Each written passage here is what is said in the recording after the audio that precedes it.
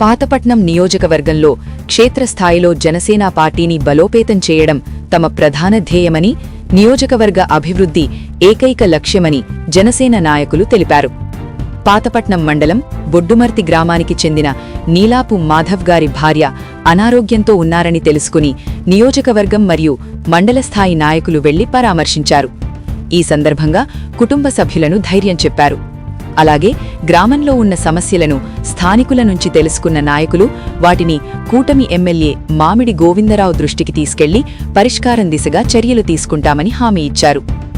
ఈ సందర్భంగా నాయకులు మాట్లాడుతూ, కూటమి ప్రభుత్వం ఏర్పడిన తర్వాత కూడా గ్రామస్థాయిలో జనసేన కార్యకర్తలకు స్థానిక నాయకులు అందుబాటులో లేకపోవడం వల్ల ప్రజలు తమ సమస్యలను ఎలా పరిష్కరించుకోవాలో తెలియక ఇబ్బందులు పడుతున్నారు. ఈ విషయాన్ని మా దృష్టికి తీసుకురావడంతో ఇకపై గ్రామస్థాయిలో పార్టీ బలోపేతానికి ప్రాధాన్యమిస్తాం.